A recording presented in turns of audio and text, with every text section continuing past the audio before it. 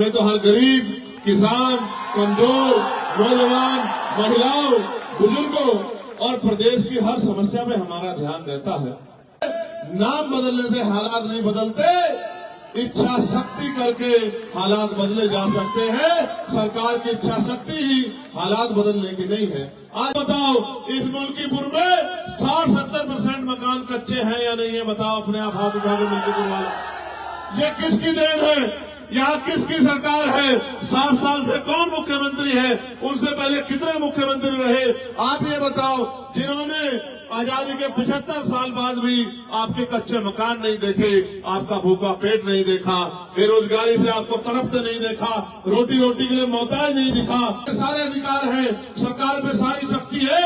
अगर चाहते तो 3 महीने में यहाँ के सारे मकान पक्के हो जाते, यहाँ रोजगार के साधन खड़े हो जाते, इंडस्ट्रियल एरिया लग जाता, यहाँ के लोगों को वहाँ चौक में जाकर मजदूरी नहीं करनी पड़ती।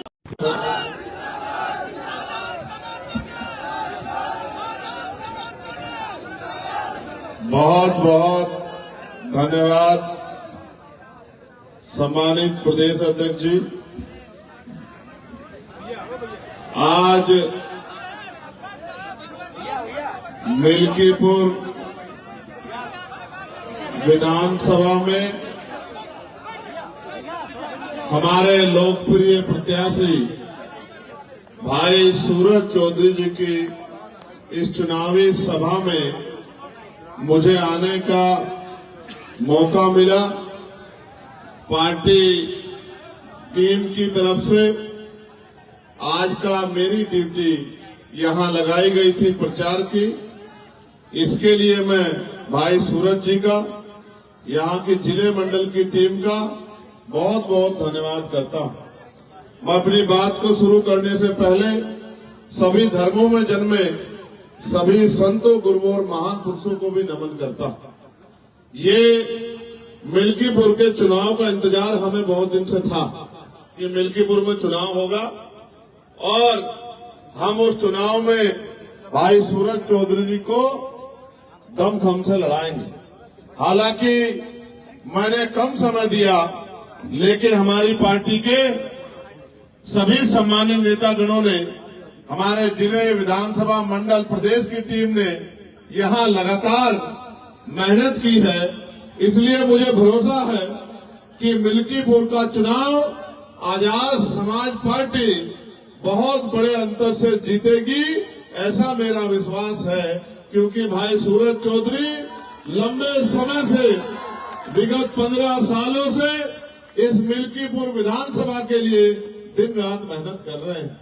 आज भी इतने ऐतिहासिक जनसमूह आप लोग यहाँ इस जनसमूह के रूप में उपस्थित हुए हैं। हमारी बाईं तरफ हमारी माताएं बहनें बैठी हैं, सामने नौजवान शक्ति और सम्मानित बुजुर्ग बैठे हैं, प्रिय भाई बैठे हैं, मंच पर पार्टी संगठन के सम्मानित नेतागण बैठे हैं, मीडिया के भाई और पुलिस के साथियों का भी भरपूर सहयोग मिल रहा है।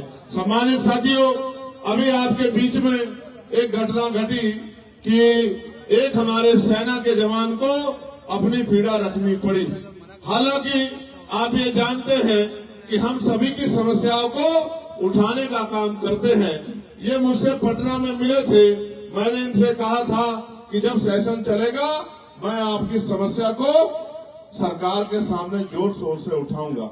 लेकिन क्योंकि अभी सेशन शुरू नहीं हुआ, 31 तारीख से सेशन चलेगा, तो मैं पूरी कोशिश करूंगा कि इनकी समस्या को उठाया जाए। हालांकि ये हमसे बड़ी उम्मीद करते हैं, ये इसलिए हमारी रैली में पुणे चले आए कि हमें याद दिलाया जा सके कि भाई इनकी बात को उठाना है। लेकिन ये नहीं जानते कि हमें तो हर चीज याद रहती है। हमें तो हर गरीब, किसान, कमजोर, नौजवान, महिलाओं, बुजुर्गों और प्रदेश की हर समस्या में हमारा ध्यान रहता है। और रोज मीडिया के माध्यम से उन बातों को हम लोग कहते भी रहते हैं। आज जब मैं यहाँ पहुंचा हूँ तो आप और मैं जानते हैं कि उत्तर प्रदेश में किस तरह के हालात हैं, उत्तर प्रदेश में किस तरह के हालात बने हुए हैं। उत्तर प्रदेश में कल प्रयागराज में जहां महाकुंभ हो रहा है, वहां भगदड़ मच गई। भगदड़ मचने से कई लोगों की जान चली गई है, बहुत सारे लोग घायल हैं, अस्पतालों में बेड नहीं है, दवाइयां नहीं है। मुख्यमंत्री जी अपनी नाकामी छिपाने के लिए मीडिया को डांट रहे हैं, पुलिस प्रशासन को डांट रहे हैं। हालांकि हमें लगता था कि भाई ये कुंभ जो है 12 साल बाद, इस बार जब नाम बदल दिया था, इलाहाबाद से प्रयागराज कर दिया था, तो अब शायद हालात बदल गई होंगी, लेकिन ये सच नहीं है। नाम बदलने से हालात नहीं बदलते, इच्छा शक्ति करके हालात बदले जा सकते हैं। सरकार की इच्छा शक्ति ही हालात बदलने की नहीं है। आज हम मिल्कीपुर में हैं, आप बताओ इस मिल्कीपुर में 60-70% मकान कच्चे हैं या नहीं है? बताओ अपने आप हाथ उठा के मिल्कीपुर वाला। ये किसकी देन है? यहाँ किसकी सरकार है? 7 साल से कौन मुख्यमंत्री है? उनसे पहले कितने मुख्यमंत्री रहे? आप ये बताओ, जिन्होंने आजादी के 75 साल बाद भी आपके कच्चे मकान नहीं देखे, आपका भूखा पेट नहीं देखा, बेरोजगारी से आपको तड़पते नहीं देखा, रोटी के लिए मोहताज नहीं दिखा, बिना इलाज और पैसे की कमी कारण मरते नहीं देखा, उनको क्या फर्क पड़ता है कि आप जियो या मरो? यहाँ चुनाव हो रहा है, सारी पार्टियां लड़ रही हैं, वो भी लड़ रही जिनकी सरकार है और जिनके पहले एमएलए थे वो भी लड़ रहे हैं, लेकिन आप कहाँ उस भीड़ में? कभी कोई जीतता है, कभी कोई जीतता है। आप कब जीते? आपकी बात कब हुई? आपकी आवाज किसने उठाई? सरकार पे सारे अधिकार हैं, सरकार पे सारी शक्ति है। अगर चाहते तो 3 महीने में यहाँ के सारे मकान पक्के हो जाते, यहाँ रोजगार के साधन खड़े हो जाते, इंडस्ट्रियल एरिया लग जाता, यहाँ के लोगों को वहाँ चौक पे जाके मजदूरी नहीं करनी पड़ती, वहाँ जाके बिकने के लिए नहीं जाना पड़ता। लेकिन सरकार की इच्छा शक्ति नहीं है, और इच्छा शक्ति आज की बात नहीं है, इच्छा शक्ति तो सदियों से नहीं रही। अगर सदियों से इच्छा शक्ति रही होती तो इस देश में बाबा साहब अम्बेडकर को अपनी पार्टी नहीं बनानी पड़ती। इस देश में तमाम पार्टियों के होते, बाबा साहब अम्बेडकर ने अपनी पार्टी बनाई और पार्टी बना के समाज को संदेश दिया कि जिनका दल होता है उनमें बल होता है, और जिनमें बल होता है उनकी समस्याओं का हल होता है। अगर आप अपनी समस्या का हल चाहते हैं तो आपको अपना दल और अपना बल बनाना पड़ेगा। दल बनके तैयार है, नगीना के लोगों ने दल में ताकत भी झोंक दी है। इस बार बारी मिल्कीपुर की है, मिल्कीपुर वाले भी इस बार ताकत झोंक दो, फिर आप देखना जिस तरह पार्लियामेंट में चंद्रशेखर आजाद आपकी आवाज उठाते हैं, उसी तरह लखनऊ की विधानसभा में सूरज चौधरी दहाड़ के आपके क्षेत्रों के लिए लड़ने का काम करेंगे। इस क्षेत्र में न सड़कें अच्छी, न बिजली पानी की व्यवस्था अच्छी, न कोई पूछने वाला है, और जिस तरह से निजीकरण हो रहा है, मुझे नहीं लगता कि अगले 10 साल बाद कोई सरकारी नौकरी भी रहेगी। 400-500 रुपए की मेहनत मजदूरी करके आप मुख्य धारा में नहीं जुड़ सकते हो। मेरे लोगों जो मजदूरी कर रहे हैं उनको देख लो, घर बनाने में उनके जूते खिंच गए हैं। मुख्य धारा में जुड़ने के लिए आपको रोजगार चाहिए, पक्की नौकरी चाहिए, आपको लोन मिलना चाहिए जिससे आप उद्योग धंधे लगा सको, आपको अच्छी शिक्षा मिलनी चाहिए, अच्छा हेल्थ सिस्टम यहाँ बनना चाहिए। लेकिन मैं जानता हूँ ये सरकार समझती है कि अगर हेल्थ सिस्टम अच्छा हुआ तो ये जो प्राइवेट हॉस्पिटल है, यहाँ जो महंगा इलाज हो रहा है, वो इलाज कोई नहीं लेगा। जब सरकारी अस्पताल में अच्छा इलाज आ जाएगा तो लोगों की जेब कैसे काटोगे? एक तो महंगाई का दौर, ऊपर से बड़े प्राइवेट स्कूल, गरीब तो जाता सरकारी स्कूल में जहाँ पढ़ाई के नाम पे खाना पूर्ति है, और अमीर जाता है प्राइवेट स्कूल में जहाँ अच्छी पढ़ाई हो रही है। यानी कि गरीबों के आगे बढ़ने के सारे रास्ते सरकार बंद कर रही है, और आरक्षण की बात रोज करते रहते हैं। क्या करेंगे आरक्षण का जब पक्की नौकरी नहीं होगी? क्या करेंगे आरक्षण का जब सरकारी नौकरी नहीं होगी? आज तो पिछड़े वर्ग के लोग, बहुत बड़ी आबादी यहाँ रहती है, पिछड़े वर्ग के लोग अपने दिल पे हाथ रख के पूछे कि इन सरकारों ने आपको क्या दिया है? जिनकी 52% आबादी थी उनको 52% हिस्सेदारी मिलनी चाहिए थी, 52% आबादी को 12, 14, 15% हिस्सेदारी भी सही तरह नहीं मिल रही, और कोई पूछने वाला नहीं है।